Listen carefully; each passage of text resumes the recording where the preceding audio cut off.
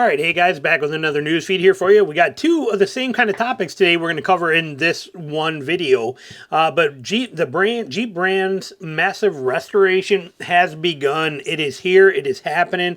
They're good times. It's time Jeep got back on track. As we see right here, this is what we've been waiting for to happen. Tavares is gone. Tavares was he is the worst CEO of an automotive company that's ever been in history, as far as I'm concerned. Farley, not too super far behind, but somehow he's still there. But like I said, Ford is not in a good place because in the buck stops at the top.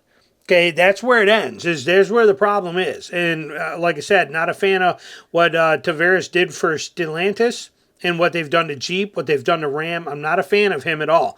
It says right here, though, too, we need to get back on track, says Mike Cavall, who this week was named head of Jeep sales and operation for the brand globally. Cavall says, was a 2025 Chicago Auto Show to reveal a new trim level for the Jeep 2025 Wagoneer S. This is an all-electric vehicle. It's the one we see right up here. Great vehicle, but I'm not a fan of EVs. However, we got some big things here. It says changes have been afoot since Carlos Tavares resigned as CEO in December. Chairman Elkin has been acting as interim chief in Filosa in North America. They have worked to restore morale for the automaker. It's working, says Cavall, who moved to Jeep from Mopar earlier this week. There's been a positive energy over the past couple months, he says.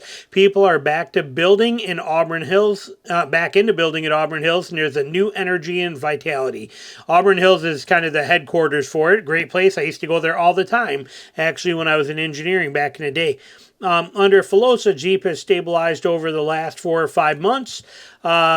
This Bob, who was the leading brand in North America, is now assuming global responsibility. Okay, so he is now taking over all of the responsibility for Jeep, and that's a very good thing. So we're pretty excited to see what happens here. Jeep has been restructured into a single brand. We like that. Okay, there is no more gameplay with this, just like Ram is a single brand. We like seeing this. 2025 will be a comeback story. Cavall says the Wagoneer S will be joined later this year by another electric Jeep, the more off-road oriented Rubicon. We're excited to see that. Unfortunately, it is an EV only. Again, I understand the reality of this and how it's got to be, but I'm not excited for either one, the Wagoneer S or the EV, or the Recon. I don't want an EV. I'm not interested in an off-road EV under any circumstances. The world is, though, so they want them. But as long as we keep the Gladiator and the Wrangler there, then I'm okay with whatever else they come up with. Let the Recon be there for people that want it. Heck, put a range extender in it. Maybe it'll be worth more. But heck, put an ICE engine in it. I'll be more interested. But it's good that they're going.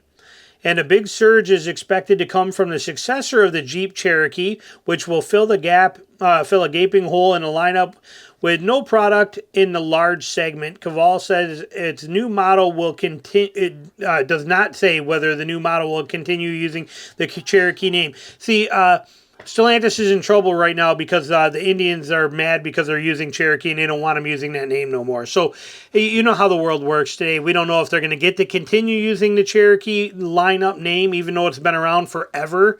But apparently now somebody's butthurt over it, so they may change the name. We may not get Cherokee anymore. It will be that same concept, though. I'm surprised Wagoneer is even allowed to be used because somebody that actually owned a wagon isn't mad about it. This is the world we live in today. It's disgusting and ridiculous. Jeep will be at 24 auto shows this year compared to only 3 auto shows in 2024. That's huge. Stellantis did the Super Bowl, too. This is big. This is marketing. This is a push in the right direction. And the company is also paying close attention to tariffs in the U.S. placed on imports from China, threatening to slap on goods from Canada and Mexico. We'll see what they do. Stellantis has a contingency plan in place, but the automaker has 2 plants in Canada and 2 in Mexico, including the one that makes the Wagoneer S that showed its limited trim level model at the Chicago Auto Show. But you saw they have contingency plans in place. That is a very good thing. You might hear my 2-year-old grandson playing in the background. He's over there, so just so you know if you hear him. Jeep is synonymous with core values of America and fun and adventure. That's the key thing right there. That's what Jeep is. That sentence alone, this sentence is what Jeep is and stands for. Jeep is synonymous with core values of America and fun and adventure. That nothing describes Jeep better than that. Fun and adventure. And we like the direction they're headed. Now, this next article is going to get into more detail on the way they're going to do this, which is what we're most interested in. So if we jump over to this one from Mopar Insiders, and we take a look at this. After months of uncertainty, employees at the Toledo Assembly Complex can finally... Sorry, been screaming and playing with a kid all day. The Toledo plant complex can finally breathe a sigh of relief. Stellantis stuff in my way. Stellantis reversed its decision to lay off 1,100 workers. The change in direction followed the resignation of former CEO Carlos Tavares in December, unhearing in what he describes as a much-needed shift in the company's strategy. This is a good news. This is a very good thing. In early November, there were 1,100 workers at the Toledo plant that were facing job loss because Stellantis cited decline in sales for Jeep models produced there. Was it really? What was the real cause of the decline in sales?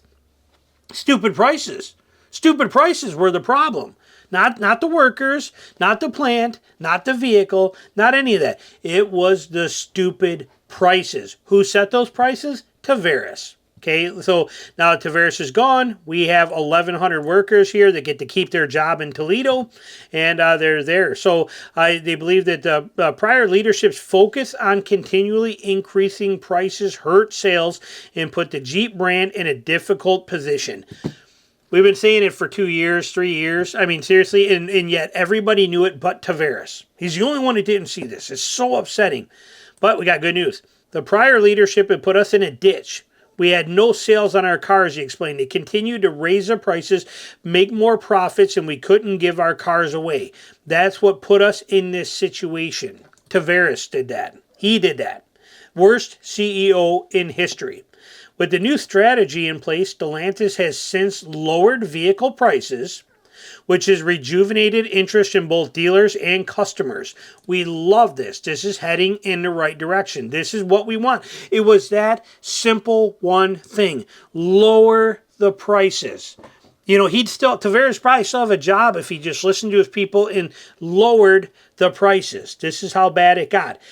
With the new strategy in place, we're good. We're happy to see that. It says here, new leadership comes in, lower prices, and dealers are happy, and we're happy. So this is a win-win all the way around. This is a good thing.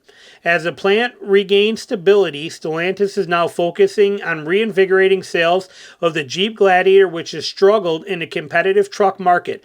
One potential game changer, a plug-in hybrid version of the Gladiator mirroring the success of the Wrangler 4xe. We're excited to see this. We're hoping for it. I will not buy a Gladiator 4xe. I have no interest in a Gladiator 4xe.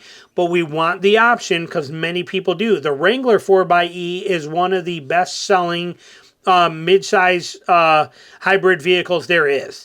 People love them. They want them like crazy. So hopefully this Gladiator being offered in a 4xe will up the sales and offer more options for people that are looking for that kind of a vehicle, hopefully continuing the nameplate of the Gladiator to be around for a lot longer. That is what we're hoping for. So now, we got high hopes. There's a lot coming up. We'll see what happens. The rest of this isn't really that valuable or important. And so Mopar's on the right track. Ram is in the right track. Jeep is in the right track. Stellantis is heading in the right track. All of it stems from getting rid of stupid Tavares and getting him out of office, and now we have things going the right direction. So I expect high output from Stellantis over this year. I expect high things from Jeep and from Ram, and I got very high hopes. I've never been so excited for the brand in the last 5 years as I am right now. Big turnaround, and all it took was dumping one dude. Solved it. So comments, questions you got, put them down below. Thanks for watching.